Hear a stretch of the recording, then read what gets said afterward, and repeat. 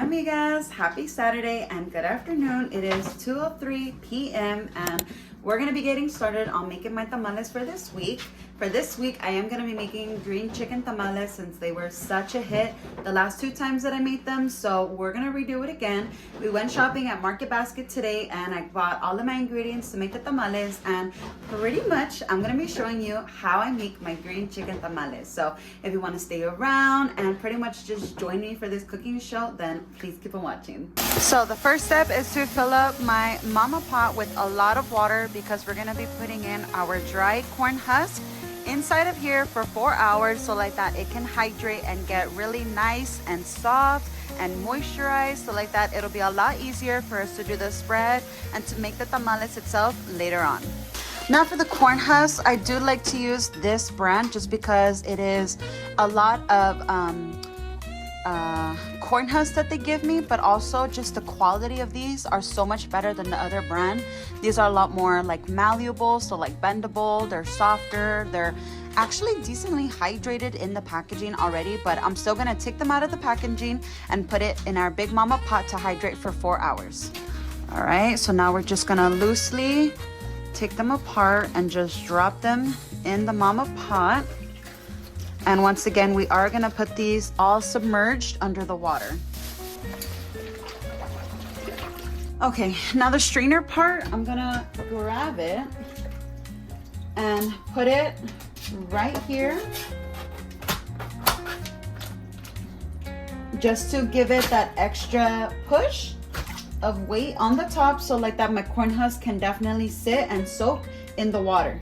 Now for our chicken, we're gonna be using a decently sized pot. We're gonna be putting on the heat at medium to high heat. I did fill it up a little bit over halfway with water, but I still gotta add in all of my chicken and seasonings and all of my flavors.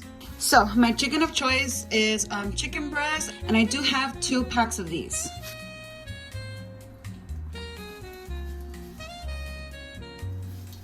All right, into my pot, I'm gonna be adding in 3 whole white onions, all sliced in half. I'm gonna be adding some salt to my taste. Add in some bay leaves. We're gonna do about this many. And add in some caldo de pollo, about this much. We're gonna give this a little stir. And then this is gonna be left on the stove to cook until the chicken is soft enough that you do the fork test.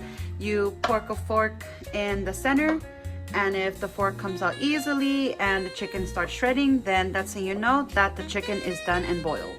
So now on a big pan, I do have on medium heat, we're gonna be adding our tomatillos.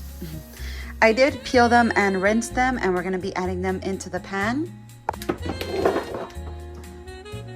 But first, I am gonna be adding in a little bit of oil just to kind of give it a little bit of that grilled flavor. And we're gonna be filling up this pan with as many as this pan will allow me. And we're gonna put the lid on this and we're just gonna let it cook. Now over here, similar process, but this time we have a pan on medium heat. Gonna be adding in a little bit of oil. And for here, we're gonna be doing our chiles. So we're gonna be starting off with our poblano peppers, just because these are bigger and they do take up more space on the pan. I can only really fit 4 at a time, and we're just gonna keep doing this until they come out that nice black grilled softened texture to it. And while we've got the chicken going and the chilies going, we're just gonna quickly prep our cilantro. So we're just gonna cut off right above where the tag is at. Cut. And all this part is what we're using. All of this part we are not. We don't like to use the stems for our salsas. And I do have 4 bunches of cilantro. Now for the cilantro, we're gonna put it in the refrigerator and we're gonna use this later. Now to make the masa mixture, we're gonna be using my biggest bowl that I have, 2 teaspoons of baking powder, 2 teaspoons of salt, and then 4 cups of maseca. And this is the recipe for 1 batch at a time. I am gonna be doing 4 batches, so I'm gonna be repeating this process 4 different times.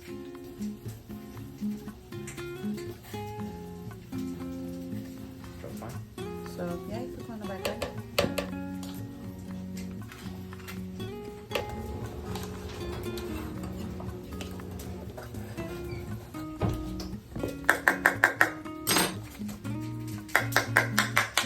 I'm gonna give this just a nice light little mix, and all of those same ingredients I am having on standby with my measurements right there, just because like I mentioned, we are gonna be doing 4 batches of this, so this is kind of like my masa station that I have right here on my kitchen counter. Before we continue on with the masa, I am gonna be warming up my chicken broth, and I do purchase chicken broth just because it is a lot more convenient for me to just buy it and be able to get a head start on the masa.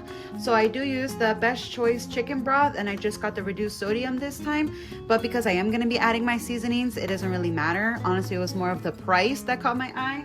So this is about 2 cups of chicken broth, and I'm going to be putting it in my microwave and just putting it to warm up for 30 seconds. Okay, and so for making the masa, I am using my friend's lovely mixer that she lets me use to make my tamales. And for my lard, I do use the Best Choice all vegetable shortening.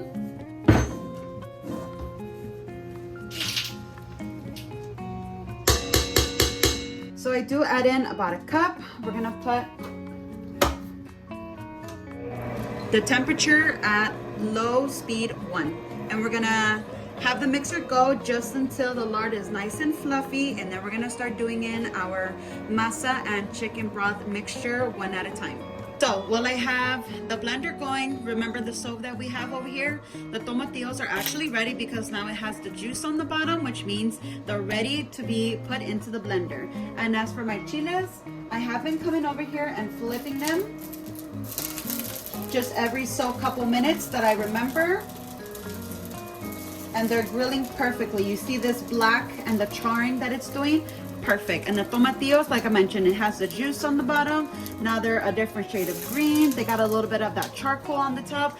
Perfect. That's exactly how we want them. Okay, this is 1 pot full of my tomatillos, and I do have that second pot going with the rest of my tomatillos. And to this blender, we're gonna be adding some seasonings, and then we're gonna put it to blend.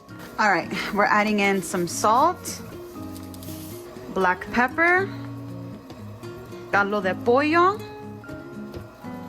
some onion powder,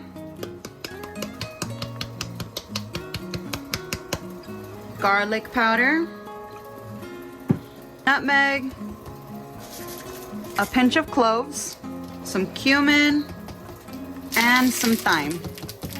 Now we're gonna blend this all together.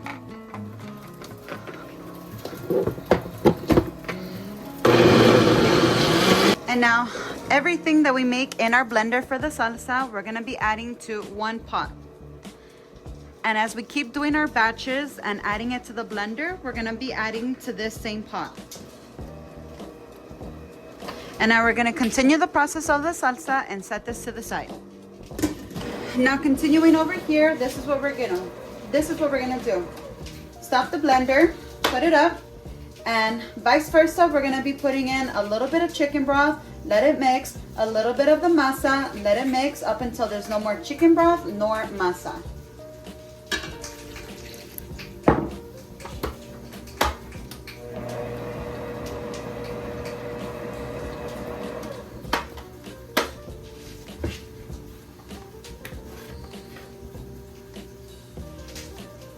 I like to do in about 1 cup at a time of the masa, hence why I use my measuring cup to put it in the blender. Now that all of my poblano peppers are done, I am going to be adding them to the Ziploc bag. See, this is exactly how we want them. Nice, charred, a different shade of green, and they got that burnt black spots to them.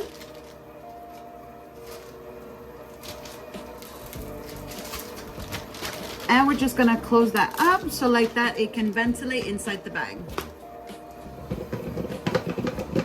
And remember, we're still being mindful of the tomatillos and just giving it a rotation like this, hence why we have the lid on the top. And I forgot to mention to you, but I did grab 12 poblano peppers, and about 5 pounds of tomatillos. And while we're letting the mixer do its thing on the first batch, I'm gonna get a head start and start working on batch number 2 of just all the dry ingredients of the masa. Now we still have the masa going on a speed 1, and this is my tip, is to add in about 8 ice cubes into your masa, and this is to really hydrate it and give it that moisture. And we're gonna leave it on speed 1 up until all of the ice melts thoroughly. So now that our poblano peppers from the Ziploc bag have been sitting for a while, we're gonna de-stem and de-seed them. Plus, we're gonna take off all of the burnt skin on the outside, and then we're gonna add it to our pitcher, as well as with some onion and cilantro.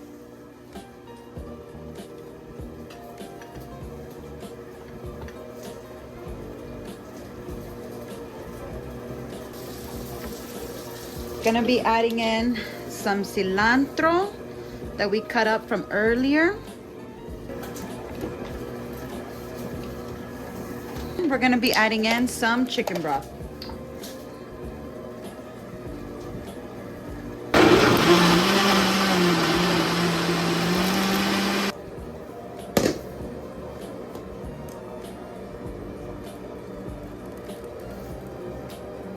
And then for the jalapenos, I just added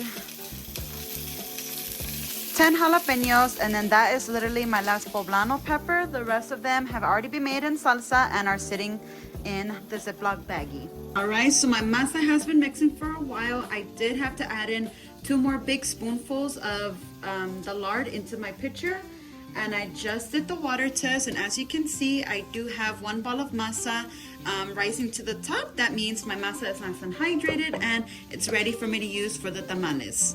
Now we're gonna repeat the same process 3 more times. And so now for the jalapenos, I got them pretty much the same concept, just until they're grilled, burnt on the edges, different green color, put them in the Ziploc bag, and instead of peeling them, I'm literally just gonna de-stem them, take out the seeds, and then put them in a blender and do the whole thing. Now for my last pitcher with all of the jalapenos, I did add in the rest of my cilantro as I showed y'all, plus 1 full white onion, and we're gonna combine this into my pot, and then my salsa will be entirely done. Right, timestamp, it is now 5:03 p.m. My chicken is all nice and boiled, and to prove, my chicken breasts are on its own already shredding apart as I'm mixing the pot. So you see how it's nice and just easily shredding, and that beautiful color. So the pot is now done. It is now 6:07 p.m. and I already drained all the water out from my Big Mama pot. We're gonna take out the corn husk and lay it on this towel right here on my table to dry overnight. Now for the salsa, we're gonna add it into our masa, and then we're gonna give it a nice mix. So like that, the masa can then be with the green salsa and having that green nice flavor. All right, so I did add some of that green salsa into my chicken, and this is how I'm gonna be leaving it. And then for my masa, this is how I'm gonna be leaving it.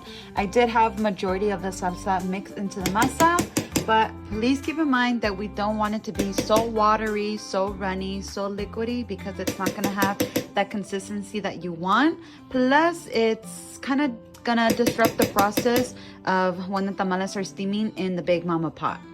Hey amigas, good morning. It is Sunday morning at 8:04 a.m. and we're getting started with our tamale prep. So let me show you everything that I do for day 2 of tamale making. So here I am with my Big Mama pot, and I'm gonna be filling it up with water just until it touches that very bottom line, because the pot, it does have an indent, and we're gonna fill it up just to that very bottom line, because now we are putting in our strainer. Hello, there we go. And we don't want the water to come above the strainer. And now we're just gonna set this to the side. Okay, and then this is the whole little setup that I got going on. My corn husk that I left drying overnight, my masa with the green salsa, and then my shredded chicken with the green salsa. I do like to use this silicone spatula. Originally it's for cake, but I like to use it for the masa. And I just assemble it right here. And once they're prepared, I put it on this side of the table. All right, amigas, so I've made quite a few already of tamales, but I'm gonna be showing you exactly how you assemble your tamales, you know, because one may not know. So we're gonna grab our corn husk, and there are two sides to the corn husk, a smooth side and a rough side. A rough side is gonna be very hard and textury, and you'll feel it like if you run your nail through it. And then this is the smoother side. It's smooth, it's silky, no bumps, and if you'll run your nail, you won't hear that grittiness to it. And this is quite of a big corn husk, and pretty much your spread that you're gonna do is depending on your corn husk. This is a big, tall one, so I can do a nice long layer of masa. So we're gonna start on one side of the corn husk. Preferably, I like to do the left side where I spread my masa, and so I'll even be showing y'all like how I do it and everything. So I'm gonna get my corn husk and I'm gonna start spreading right here. I'm gonna leave a little bit of flap on this side, so maybe just like, I don't know, 2 fingers width, and then I'm gonna start putting my spread of the masa right here. So I'm gonna get my spatula and I'm gonna be doing my spread. I do like to have a little bit of a thick consistency for my masa, not too thick. And so this is my spread, right? So we have the 2 finger spaces available right there, and then my masa spread right here, and I still have all of this slack, which it's gonna be used, okay?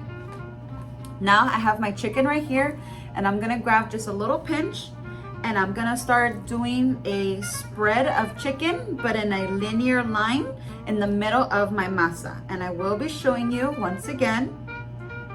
So this is how we have it, our linear of chicken right in the middle. And now we're gonna do our tri-fold. So this little slack that we left earlier, we're gonna fold it over into the middle on the opposite side, on the right side. We're gonna give it a little push, and then we're gonna start rolling and rolling and roll all the way up until there's no more excess of the corn husk. And it's gonna look like a little burrito type style. Now, because this is where my flap ended, I'm going to grab the tip here, fold it back on the same side of where the corn husk ends. So I'm gonna get it a little bit, I'm gonna feel where the masa's at, and a little bit past where it stopped is where I'm gonna be bending it and folding it upward.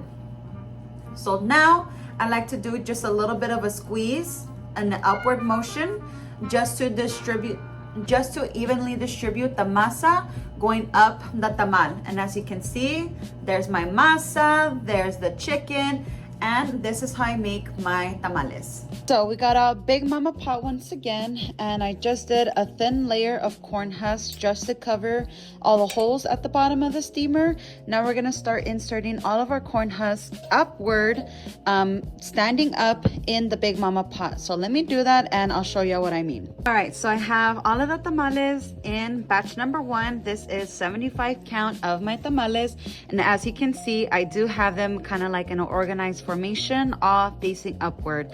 The part where the tamal has the bent part to it, it is facing all in one direction. I do have a couple that's like sideways, but that's just kind of like to fill in the gaps, and you don't want them to squish. Like all of these are all just snug and fitted, and they're all just fitting each other well like a puzzle piece. And we do want them standing upward, and just once again, we don't want them squished or anything, because if they're too squished during the cooking process, they can start spewing out from the top and bubbling, and then that's just not gonna properly cook the tamales plus look aesthetically pleasing.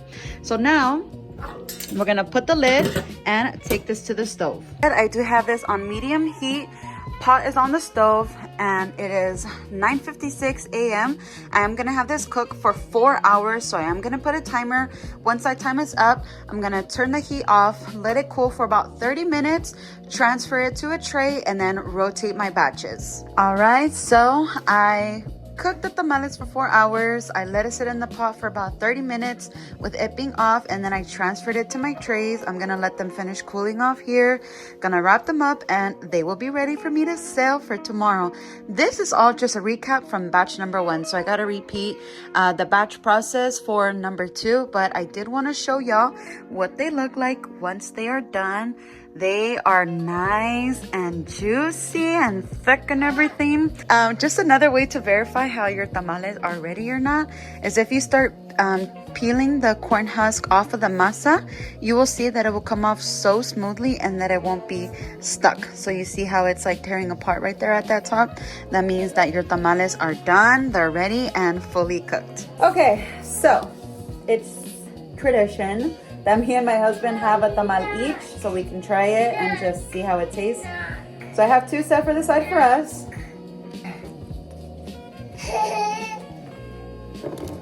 Oh, nice. Oh, so you see how the wrapper came off so easily? That means that it's ready.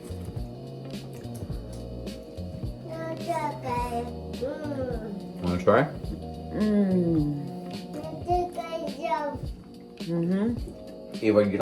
Just as I expected, the chicken is so good.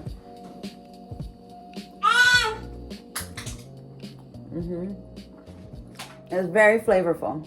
Not spicy, but very flavorful. What do you think? No, it's good. Yeah, it's good. Right in, took a picture. Yeah, I know. Okay, that means we have to eat another one, huh?